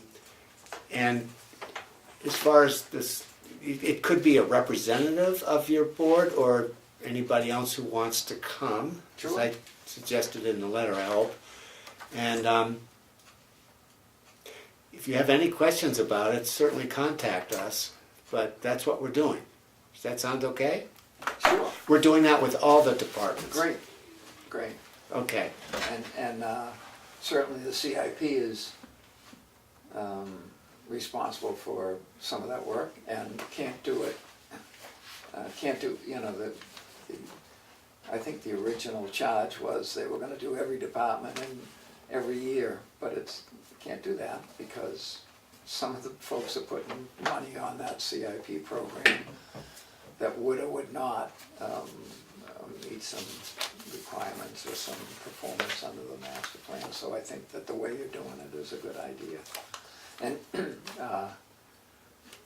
my brother will have all the information and I'll come to muddy the waters. Okay. It's just I picked up the responsibility from some other folks who did some legwork, and I think I have almost everything except. Okay, well, it sounds like you've taken charge of this. This is great. I No, mean, not at all. Not okay. at all. It was just, we all have to do homework, and that got to be one of mine. Okay. All right, well, I mean, I just wanted to know if there was any particular thing that needed clarification, or as I say, if you want to communicate with us or Sure. me further, that's, Sure. anytime. And I wouldn't hesitate to email you or give you a call Right. and ask about Okay. specific stuff.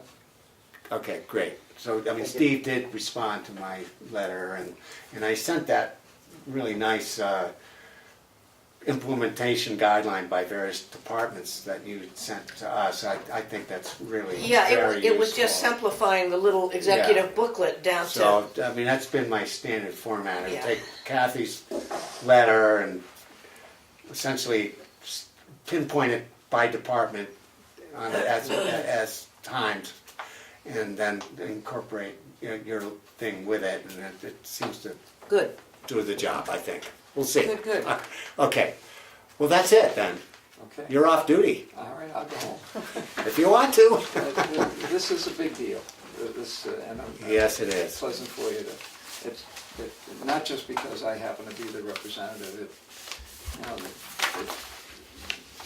a former selectman who was knowledgeable in the entire process told us, had the grant not been available, and at one point, they didn't have the governor's council votes that was a 3-2 vote, to accept the grant, to let them do it, because it's a volunteer-run municipal septic system, and that required some lobbying by these folks, and they worked hard at it. But I had a sitting selectman that told us, absent that vote, the town was probably looking at $800,000, Wow.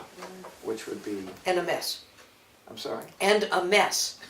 and 28 porta potties permanently on front lawns in town, which is not the best marketing. No, it would not be. Anyway, Okay. thanks. All right. Thank you for coming, Steve. My Really pleasure. very My helpful. pleasure, it's always. See you tomorrow. So we'll be hearing from, we'll be communicating about the joint Sure. issue. Yeah, Okay. yeah. And Very good. I think that the Board of Selectmen, I think, would make that decision certainly tomorrow night. Okay. you know. Maybe I should call the meeting. Maybe. Maybe. Okay. Have a good night. See ya. Night, Steve. Let's hope the next item will be really straightforward. The Tamworth Planning Board proposed meeting calendar for 2019. Why don't I just read it and approve it or not? So, January 23rd, February 27th, March 27th, April 24th, May 22nd, June 26th, July 24th, August 28th, September 25th, October 23rd. And then for November, we would make it November 20th, which would be before Thanksgiving. And then in December, make it December 18th. And frankly, we don't have any options on that month. So is there a motion to approve those dates? So moved. Second. It's second. Is all those in favor say aye? Aye. Any opposed? Okay, we have a calendar. Phew. December 18th. Okay, well, we're gonna end on some positive notes here. So I did write Matthew Surge about the cell tower. And Kathi graciously helped me out with writing the letter, which was an attachment along with that email. And I got an email back today for his apology of a late response, which, you know, considering it was Thanksgiving and everything else, he didn't need to do that, but his response was that he would be looking at our current ordinance, and the only thing I was a little uneasy about, that he would call me as to how to update our cell tower ordinance, and I sort of didn't quite understand how that was going to work, but the bottom line is, the ball's in his court, and he recognizes that it's in his court, and why don't we just see what happens? Okay? It'll be interesting to see I mean, what if he the- says when he calls If back. the New Hampshire Municipal Association can't come up with a template for an ordinance, I don't know quite how our town attorney's gonna do it, but He may be planning to just look at the places where the ordinance itself is sort of not compliant with current standards. I think he's gonna call this lady, the lady that did That's this. the lady Right. that did that. It's an attorney, Catherine B. Miller Esquire. right. And So, so, too early to tell, because I don't have a firm response. All I can say is, he's acknowledged receipt of the letter and our intentions, and so why don't we just kind of see what happens? Okay. By the next meeting, we may have more information. I did check online, I think I told you in an email, I looked at those other 3 towns that I said I'd look at, and did you guys find it? I couldn't find anything. I looked in some, I didn't find anything. I didn't either. Well, so, They're all in zoning ordinances. so I looked in there, So I the looked only through a thing lot of that, stuff. that came up couldn't find of anything.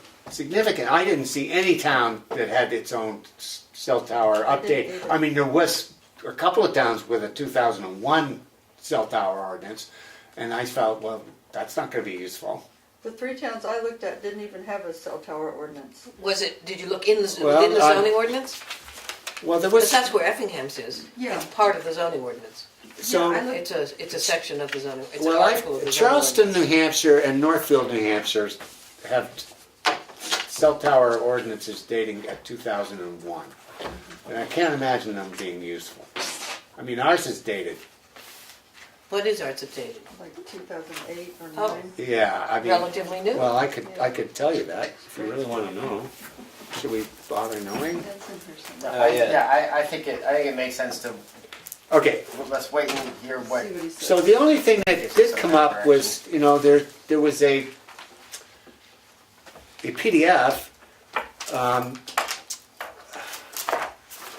from Planning for Wireless Telecommunications, New Hampshire Office of Energy and Planning, dated December 5th, 2014. And it's if you go, I mean, what I did is I just Googled, you know, in a general way, cell tower ordinances for towns in the state of New Hampshire, and this PDF came up. And the basic categories are, for, you know, concluding information about planning for wireless communications, and it gives you in a general way some talking points or conclusion points.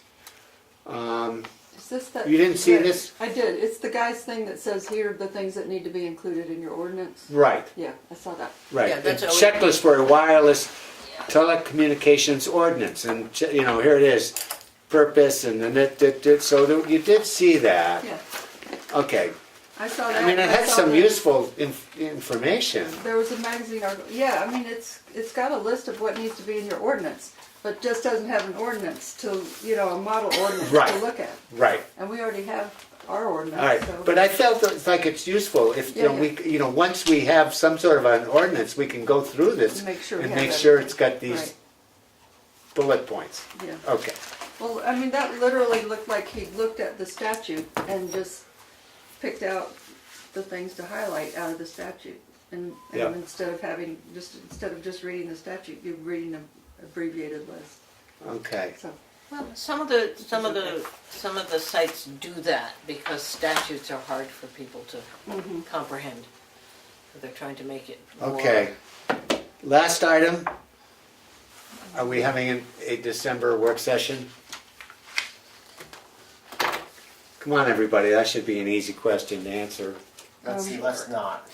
Yeah, I mean, we're looking for a new school Wrong answer. superintendent, and I'm on the committee, care either way. so all my early December dates are gone. How many people are gonna be available for the regular meeting in December?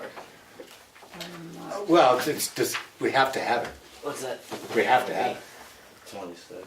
26. Yeah. We have to have it. And if we don't have a quorum, what happens if we don't have a quorum? Only John shows up. I mean, you just don't have a meeting. Well, I mean, You we have to have a but you meeting. can't- By law, you we can't have to have a make any meeting. Decisions on anything. You can have your meeting, you can talk. Well, first of all, we'll know in a day or two if there's any public hearings. Right. And if there's They a have to public, be in by Friday, right? Because Saturday's the December first. 1st. So, and it's the last business day before that. So they No, have to- no, it's actually, if it arrives December 1st, it's still viable. Who But- arrives it? There's but it no one can't to get in accept it on the Saturday. first. Well, so it would have to be in by Friday, Right, frankly. yeah, Frankly, exactly. that's true. So, Okay, okay. but Day the after point being tomorrow, that we'll know. we're gonna have a meeting December 26th. It would be good as many people show up as they can possibly make it. That's I my think obligation I as the told you chief. last month I can't do it because I'm taking someone to the airport that day. Okay, can everybody do me a favor? We're not gonna have a work session. Is that's, okay, everybody? Please let me know if you can or cannot make the December 26th meeting. I really need to know that. Okay. I really Kathy's already appreciate said that. she can't. I cannot. Okay, We're witnesses to that. okay, I'm Okay. gonna say in my own notes, December Who checks 20. the mailbox on Friday? You, Andy, or Melissa? Typically. I can check it on Friday, but typically we should get. I mean, an email I'll check it also. by Monday. I mean, I should get a PDF, and usually if something comes in like last minute, Kim will usually call me anyway. Okay. But yeah, if I don't hear from you guys, then I'll just come sometime Monday and check it anyway, or Sunday, whatever you go. I can check it. I mean, I typically, because it arrives Friday late, it's still viable. I will check Monday morning next week. Oh, I'm leaving Monday. I just was thinking it would be nice for us to know before the days leading up. Oh, well, I mean, can check it Saturday. So you gonna go We have scan it access to the tonight? building. I'm just thinking that You gonna scan it? Monday is Christmas No, I'll Eve, let it hang Tuesday is tonight. Christmas Yeah. Day, I'll and do then that Wednesday tomorrow is a night. meeting. Free. What, No. might we want to know way in advance whether the agenda is going to be abbreviated or actually going to have something major on it? Well, that's what we're talking, we'll know. Right. I mean, I'm not suggesting you Monday. send the agenda out next week, No, but I'm no, suggesting. But still, we need to have a meeting. Yes, Now, but like how- we how could does that- all just come down here and convene the meeting and approve the minutes and then go home if there's nothing else that needs to be on it. Correct. Can I ask a question? Like at the school board, if we plan to have a joint board meeting of the 3-town district, and we know we're not gonna have a quorum, we know in advance we're not gonna have a quorum, we don't have the meeting. I mean, can you do that or No, not? state statute says we have to hold a meeting each month, Other, which is I mean, why I'm other obligated to towns, try to yes, get the planning board. the, Yeah, yeah, yeah. we could in fact. we have two alternates. I mean, I'm I mean, obligated there's to try to nothing you get them can to do come. if you don't have a quorum, and if you're trying to transact business, it's not really fair to the people. But if we don't really have any business, we could just convene the meeting for the purpose of convening the meeting. We could also change the date of that meeting. The only requirement is that you have to meet once a month. We can't change the date of the meeting, I Because think, because of, we might have to think about that. But we don't have a choice in December. There's something about 21 days Right. There's something about 21 days. I don't wanna mess with this. Okay, We are obligated as elected officials to make every meeting that we possibly can. Yeah. I'm expecting that, even though it's the day after Christmas. Just let me know if you can be here or not. If I'll there's be no important business, I'll promise you, it'll be short. yes, no, I Okay. understand, I understand. All And right. I just was saying, you know, All the right. further in advance with everything coming up in Christmas and everything, the Okay. further in advance, we know. I didn't make the January one. 27th, I believe. Yes, we'll know by. You know, anytime you know that you By cannot Monday. make a regularly scheduled meeting or even a work session, just let me know, it's just nice to know.